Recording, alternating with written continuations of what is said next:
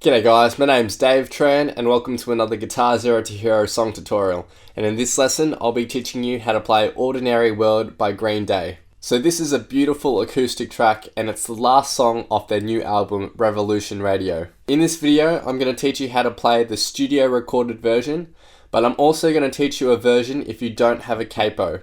So starting with the basics of the studio recorded version, you'll need your guitar in standard tuning and you'll need your capo on the 7th fret of your guitar.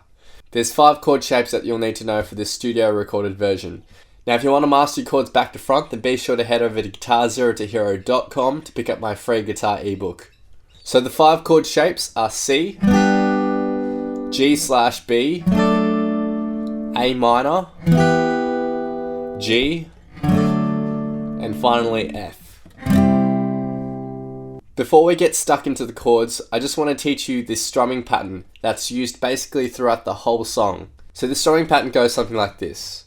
Down, down, up, and in succession, down, down, up, down, down, up, down, down, up, down, down, up. Now one thing I'd like to add for this strumming pattern is that for the first down strum, you should concentrate on more of the bass notes of the chord you're playing.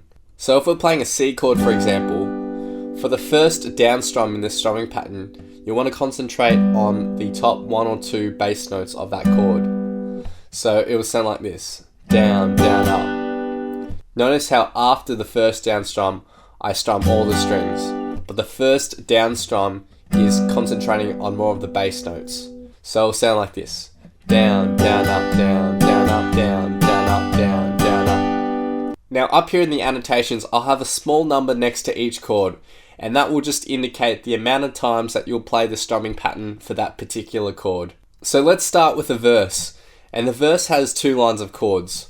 For the first line, we have C, then we have G/B, then we have A minor, and finally G.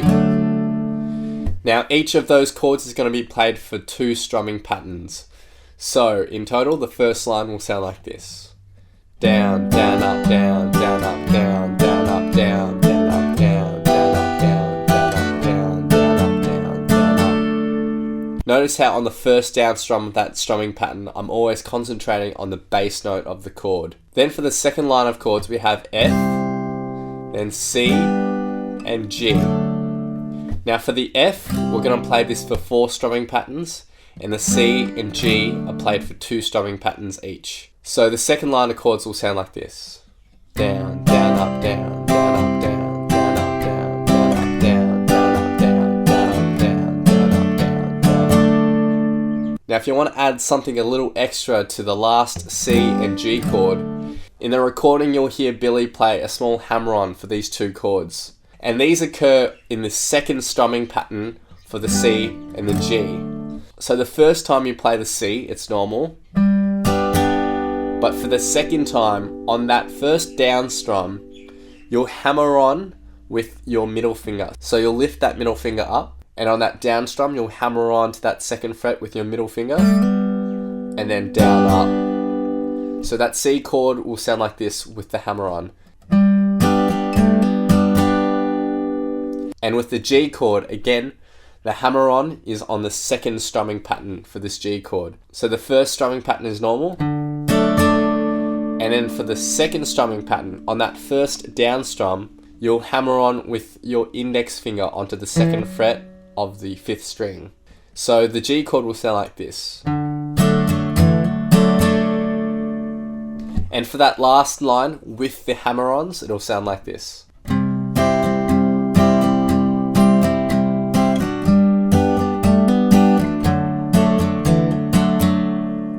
In total, the whole verse will sound like this.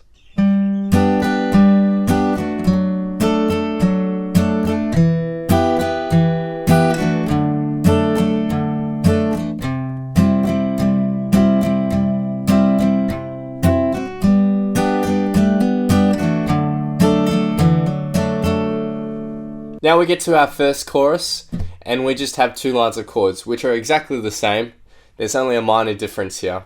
So for the first line we have A minor, then G and F. Now the A minor is for 3 strumming patterns, the G for 1 strumming pattern, and the F for 4 strumming patterns. For this second line, The first two chords are exactly the same. The A minor for 3 strumming patterns and the G for 1 strumming pattern. For that last F, however, we just strum it once and we end there. So in total, the first chorus will sound like this.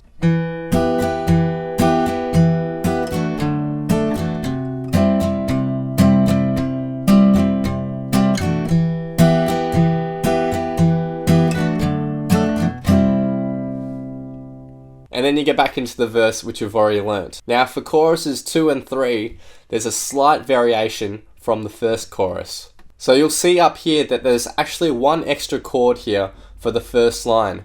We go A minor, G, F, and then back to G. Now the A minor for 3 strumming patterns, the G for 1 strumming pattern, the F for 3 strumming patterns now, and then back up to a G for 1 strumming pattern. And the second line of chords is exactly the same. So this is what chorus 2 and 3 will sound like.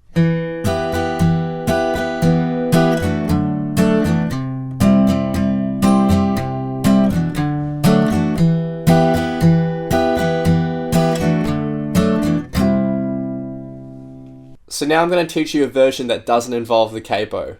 Now if you don't need to learn this, then just skip to the end of the video where I play the whole song and I have a vocal backing track on top so you can practice and play along too.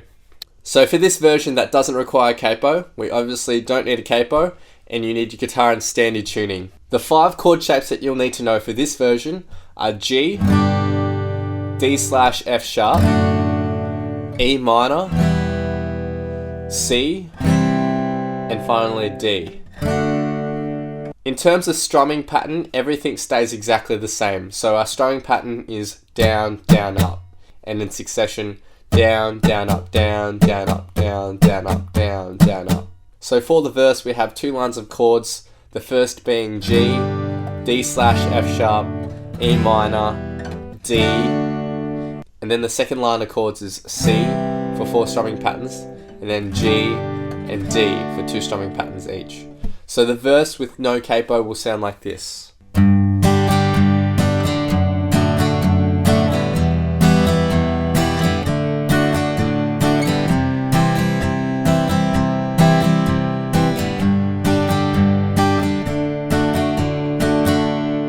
Then we have the first chorus and there's 2 lines of chords again.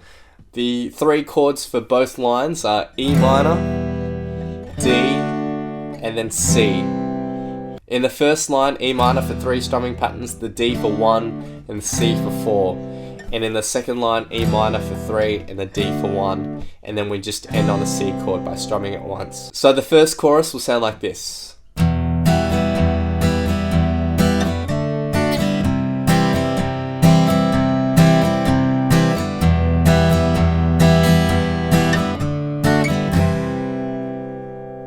And for choruses 2 and 3, we have pretty much the same thing as the first chorus, except there's an extra chord on that first line. So we have E minor for 3 strumming patterns, D for 1 strumming pattern, and then C for 3 strumming patterns, and then back to D for the 1 strumming pattern. So for choruses 2 and 3, it'll sound like this.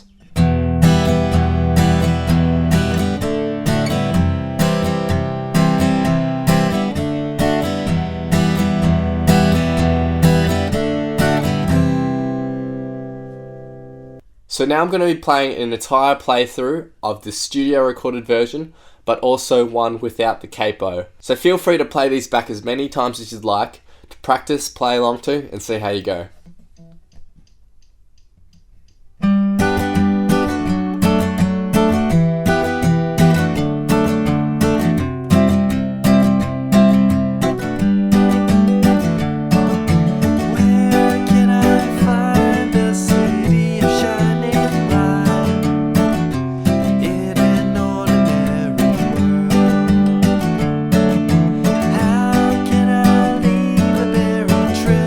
Behind